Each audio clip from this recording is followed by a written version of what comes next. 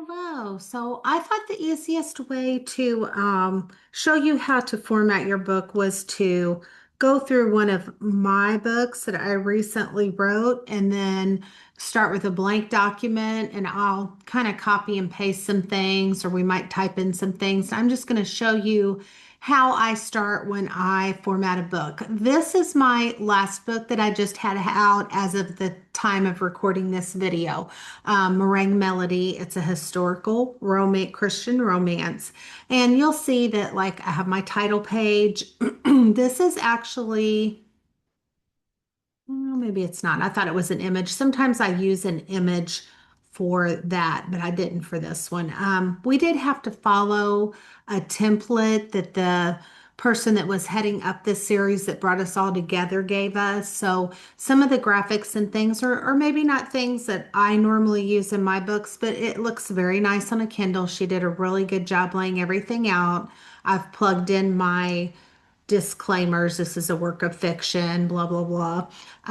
Where it's printed, that my scripture references were from the King James Version. Be really careful about pulling things from other sources and putting them in your books because things are copyrighted, even Bibles. Like if you go use the New International Version and you don't have the permission you need to use that for a commercial purpose, you know, they could come back and sue you for copyright infringement. Will they?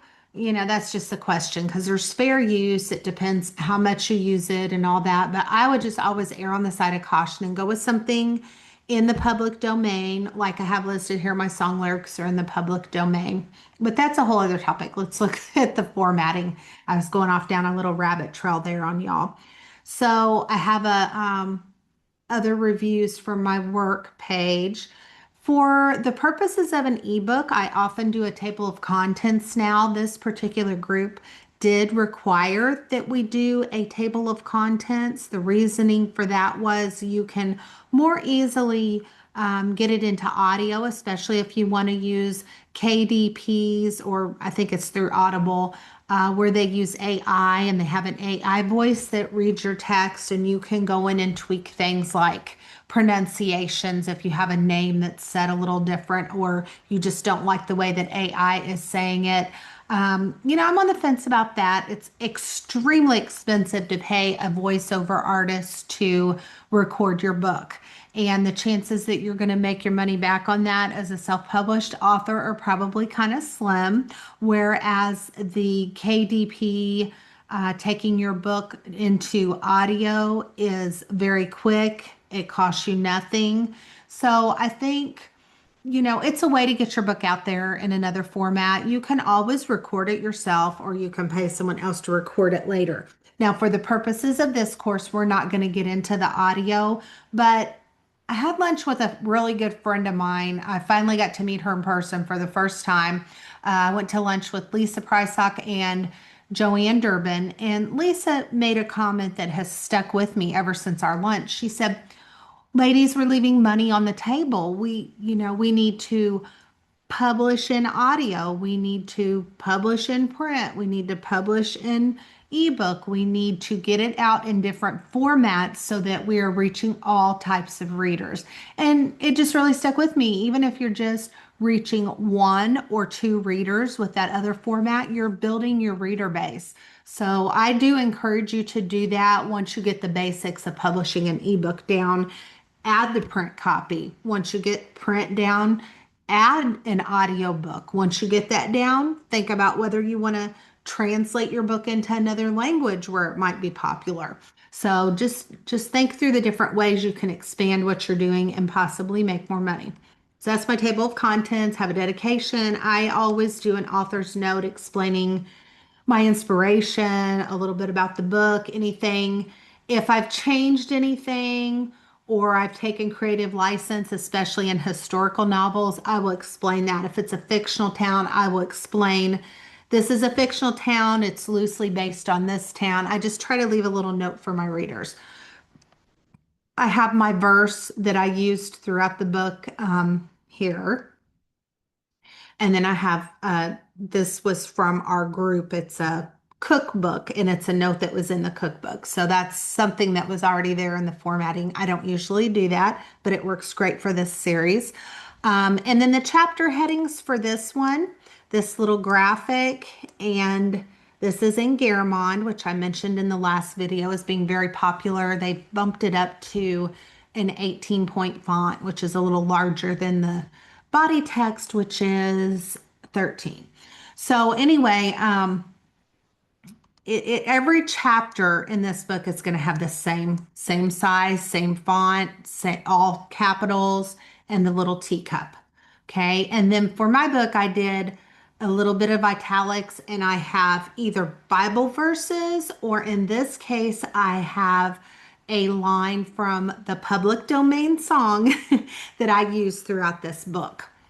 So, this group wanted the drop caps. I've told you before, I absolutely loathe drop caps. They are so difficult with KDP. A lot of times they do not translate well. They do okay in the print typically, but for the ebooks, sometimes they just look wonky on the reader's screens. I have a hard time getting them lined up. It could just be me, but if you want to use them, by all means use them. I hate their guts.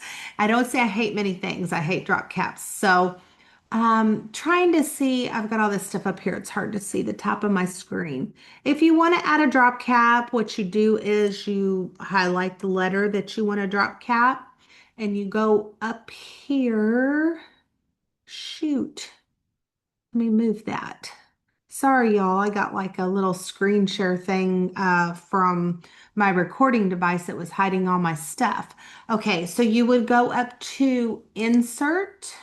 This is Microsoft Word again. And you see drop caps are right here.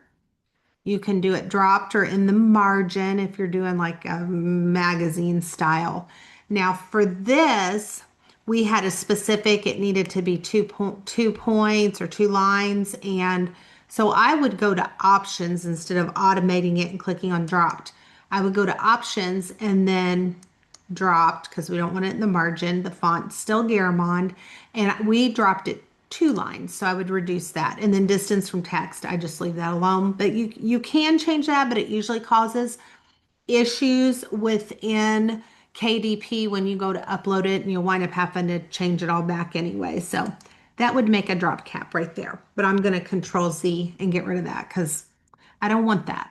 So anyway, as you come to a new section, like a new chapter, you're going to have a page break. And one way you can see what's already there, like if you're using my formatted, this little symbol right here, it's like a paragraph symbol, but it shows you all the marks. See? You can see where every paragraph is. You can see where every space is. Like if you're worried you have a couple spaces that you shouldn't have, say I put 2 spaces there. That would show, and the little blue wiggly line shows you something's not quite right. And then when I take it away, it goes away. I have a page break already, but if I wanted to insert a page break, I would do insert page break.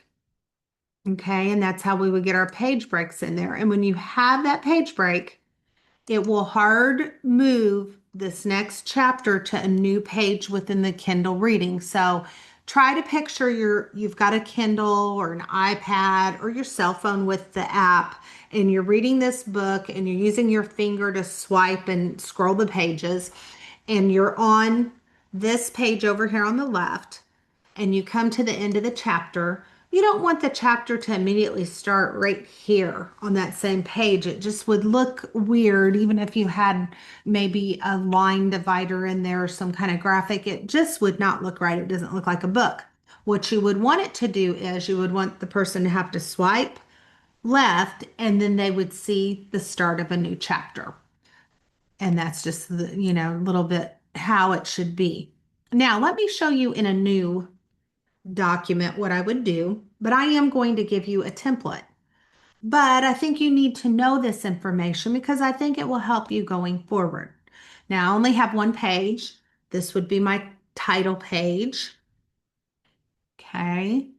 And right now it's in Calibri, which is a fine font. It's a sans serif font. That means it doesn't have the little like in things that make it fancier. Like a serif font would be, um, I think Times New Roman. Let me see if I can find Times. It's hard to find Times New Roman anymore. Yeah, see how it has the little fancy end things, the little elements on the end of the letters. That would be a serif font. And the serifs are a little bit more traditional looking. So if you're writing historical, you may want to choose a serif font. I like the sans serifs without serifs better for reading. When someone is reading a lot, these serifs can kind of start to run together where they're kind of hard to read in body text. Like, let me show you.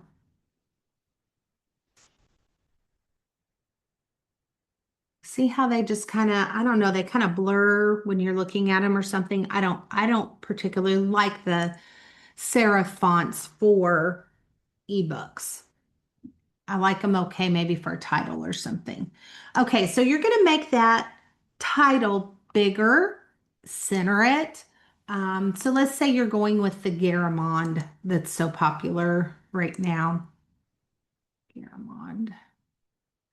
Well, you know what? I think that the Garamond is a serif font, and I actually don't really like it.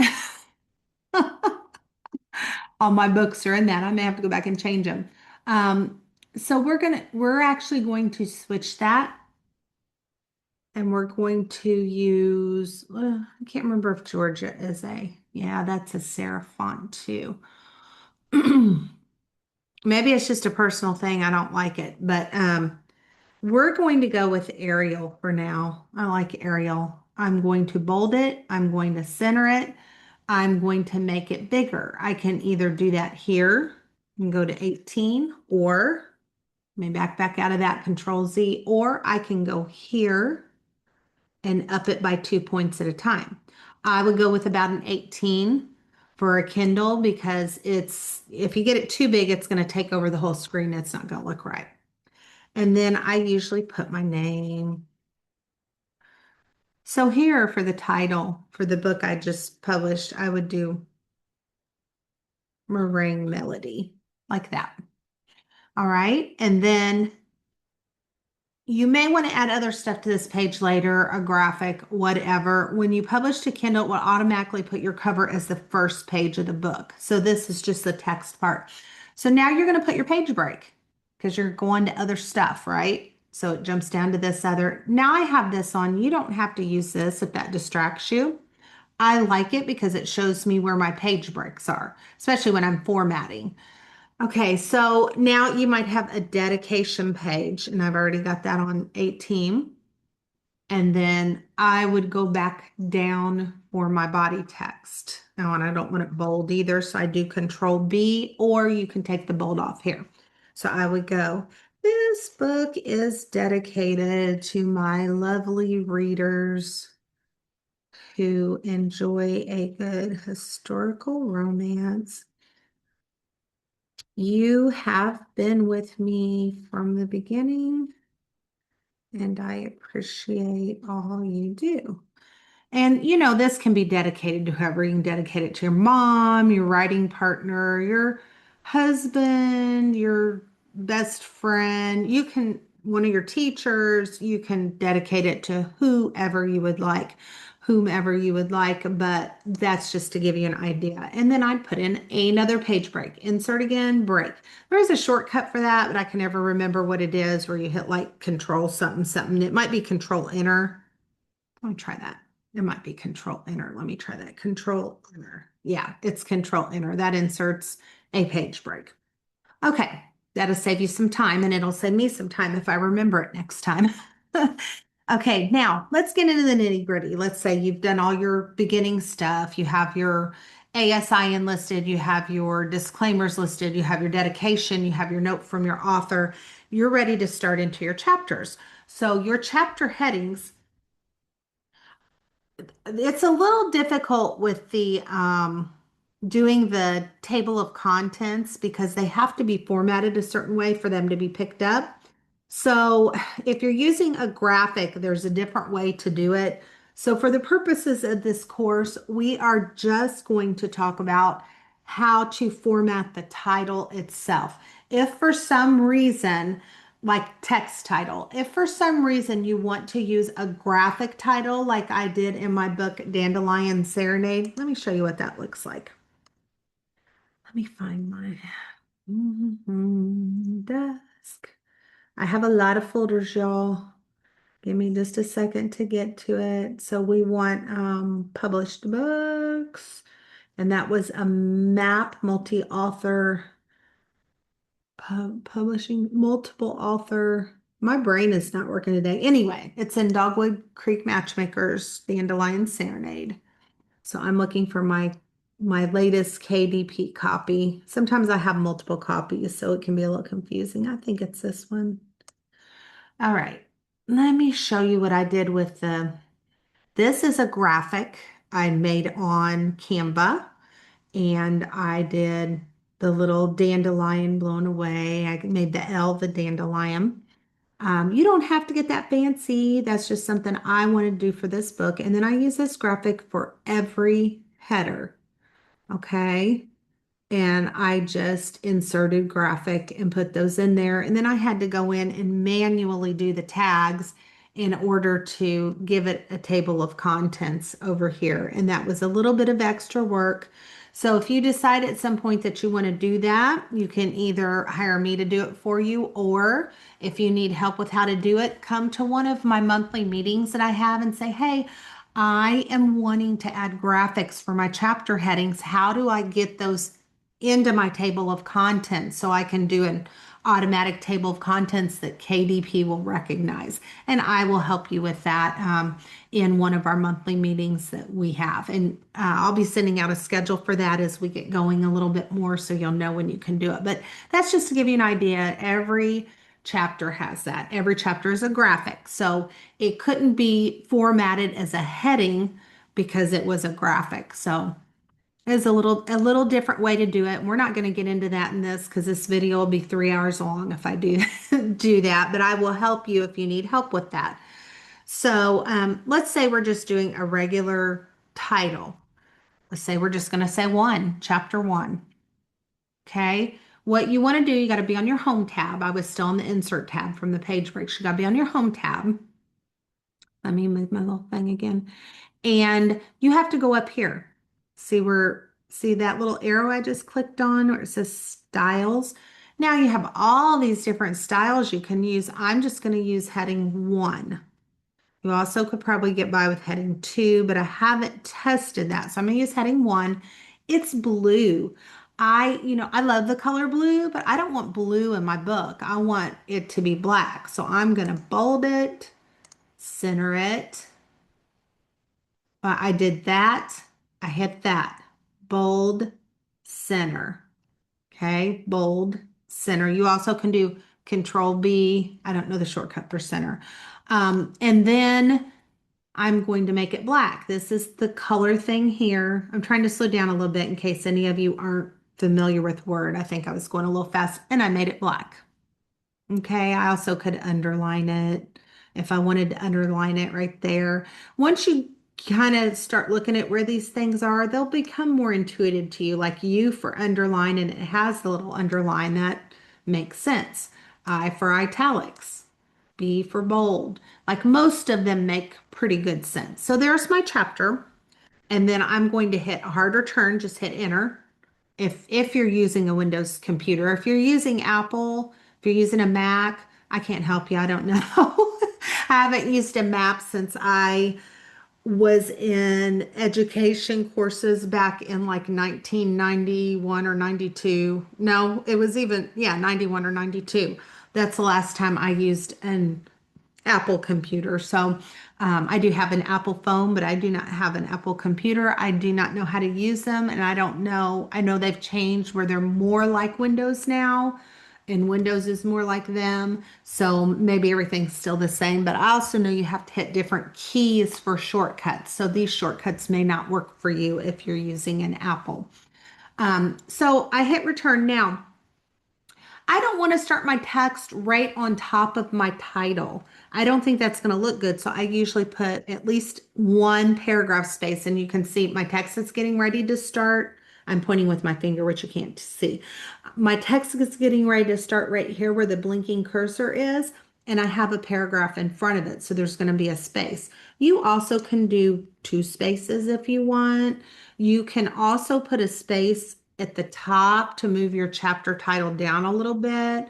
If you're using the title, which you could format for the table of contents and then a graphic, you can do it right under there. You can hit enter and do a space. So totally up to you, but I'm going to start my chapter that I'm getting ready to make up that's going to be pretty nonsensical right there.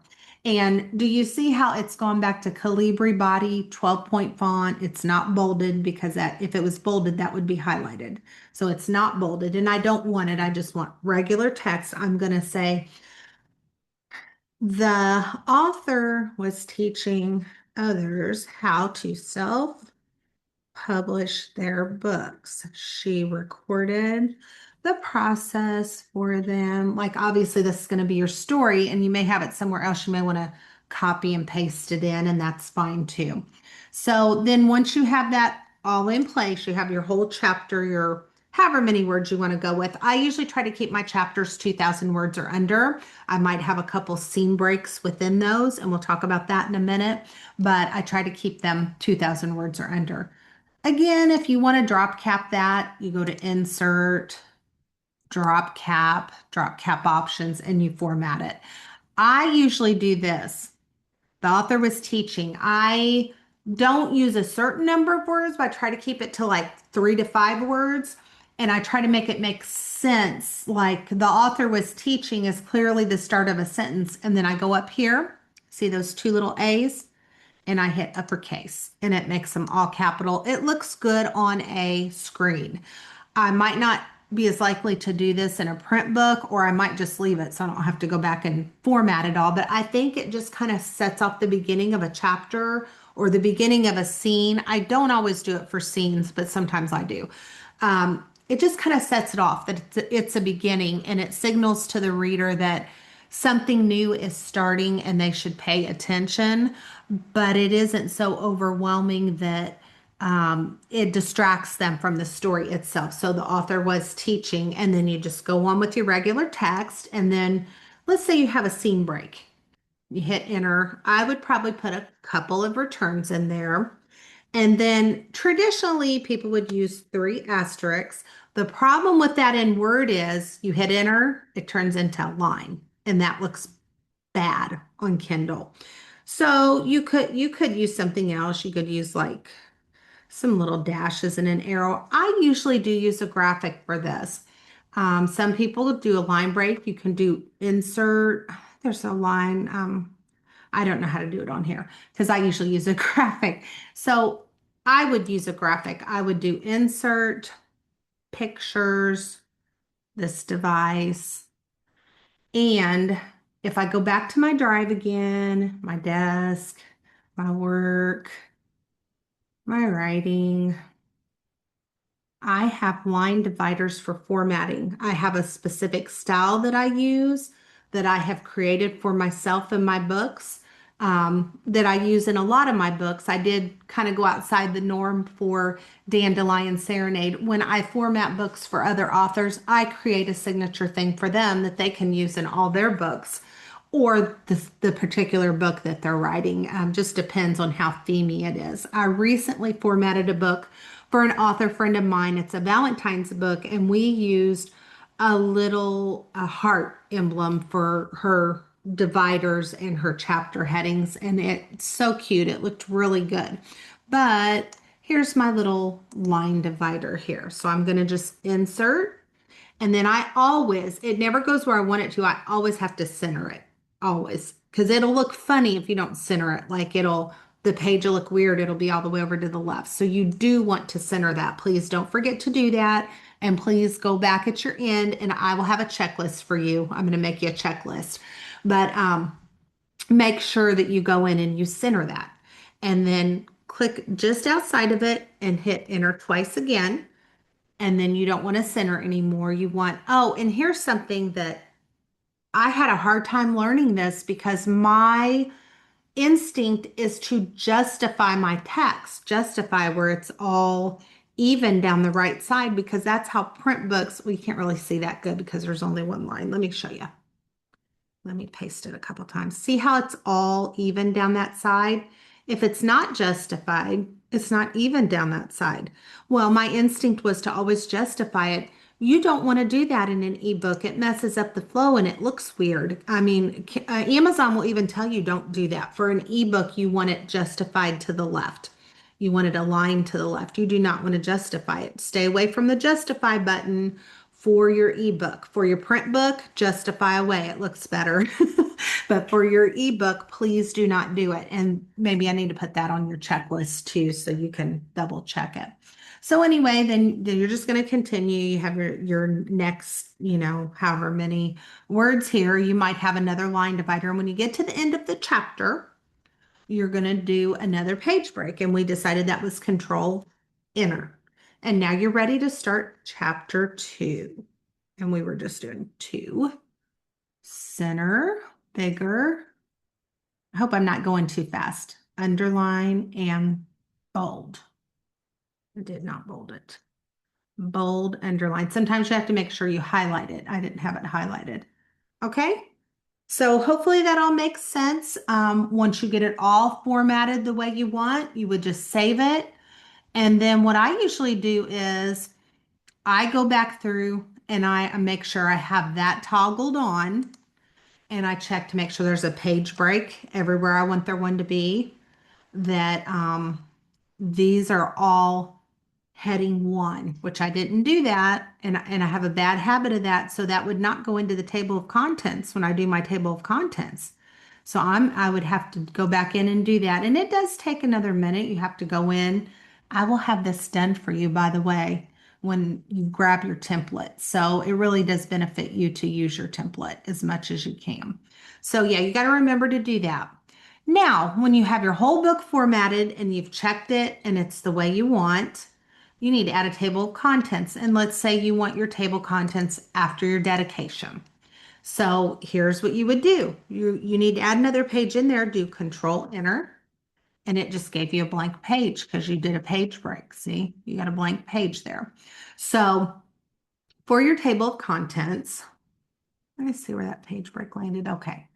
You definitely want your cursor to the left of the page break, okay? You can even just take that away. It'll naturally fall to the left of it.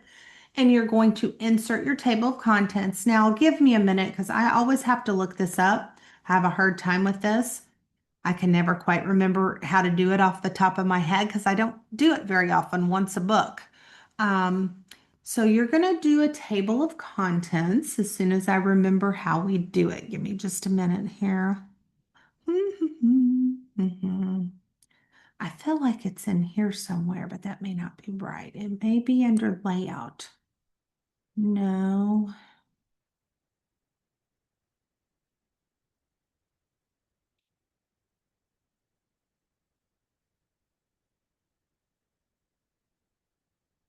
Here it is. Okay, so you're going to go under references. That's what I always have to look up is where to find it and how to do it. But we will get through it together, I promise. References, table of contents. Click on that down arrow. Okay, now it gives you different looks. Again, I think it's always best to stick with the simplest thing possible. The simplest thing possible is going to be the first one, and it's just going to be simple so it doesn't mess up. You also can do a custom table of contents, and I kind of like that. A lot of times I'll go to that because you can get rid of like these little things that I don't know if you can see, they put like these little dots between the chapter heading and what page the chapter's on. And I don't like those, especially on an ebook reader because they go weird. In a Kindle, I would not show page numbers. I would take them off because it's going to throw things off, and you probably don't want a table of contents in a fiction book for print. But for this, for the ebook, I would get rid of that. So I would customize all that and then hit OK. Let me make sure from templates. Yeah. Show levels 3. You're only going to have one level. So here you go. You got your table of contents went right in there. So what that's going to do is, as someone is reading your book, especially if it's a longer one, they can go up to the top of their e-reader program, their app, and they can click down and it will give them every chapter. So if they know they were in chapter 3, they can go right back to chapter 3. Now, normally Kindle will do it for you automatically, but there's always little quirks. Your machine shuts down in the middle of reading or whatever.